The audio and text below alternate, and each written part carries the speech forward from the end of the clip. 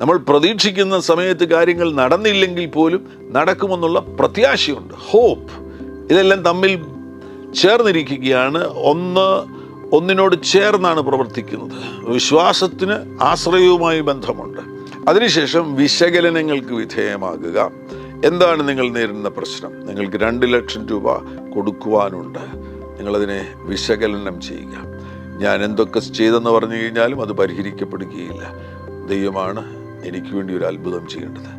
ആ 2 ലക്ഷം രൂപ കടം വരുത്തിയതിൽ എനിക്ക് പറ്റിയ പരാജയങ്ങൾ യേശുവേ എന്നോട് ക്ഷമിക്കണമേ. അതിൽ ഞാൻ പരാജയപ്പെട്ടു പോയി. എന്നാൽ ഇനി ഭാവിയിൽ ഞാൻ ആ തീരുമാനങ്ങളിൽ വിവേകത്തോടുകൂടെ തീരുമാനമെടുക്കുകയും അങ്ങയുടെ ആലോചന പ്രകാരം തീരുമാനമെടുക്കുകയും ചെയ്യുമെന്ന് തീരുമാനിക്കണം. ദൈവസന്നിധിയിൽ സമ്മതിക്കണം. അതിനുശേഷം കർത്താവിനോട് പ്രാർത്ഥിക്കണം, ഒരത്ഭുതം സംഭവിക്കട്ടെ.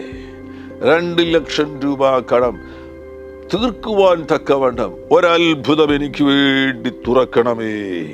1 ദിവസം പ്രാർത്ഥിച്ചു, 2 ദിവസം പ്രാർത്ഥിച്ചു, 3 ദിവസം പ്രാർത്ഥിച്ചു. നിങ്ങൾ അത്ഭുതമൊന്നും കാണുന്നില്ല. ഒരിക്കലും നിങ്ങളുടെ പ്രതീക്ഷ നിങ്ങൾ കൈവിടരുത്. അവിടെ വിശ്വാസം, ആശ്രയം, പ്രത്യാശ, ഇങ്ങനെയുള്ള ഗുണമേന്മകളെ വർദ്ധിപ്പിക്കണം. ഇതെല്ലാം ഗുണമേന്മകളല്ല, കൃപകളാണ്. ദൈവത്തിൽ നിന്ന് ലഭിക്കുന്ന കൃപകളാണ്. ആ കൃപകൾ നമ്മുടെ ജീവിതത്തിൻ്റെ ഭാഗമായി തീരുമ്പോൾ അത് നമ്മുടെ ഗുണമേന്മകളായി തീരുകയാണ്. നമ്മൾ വിശ്വാസമുള്ളവരായി തീരുകയാണ്. ഏത് കാര്യത്തിലും ദൈവത്തിൽ ആശ്രയിക്കുന്നവരായിട്ട് തീരുകയാണ്. മാത്രവുമല്ല, നമുക്ക് പ്രത്യാശയുണ്ട്.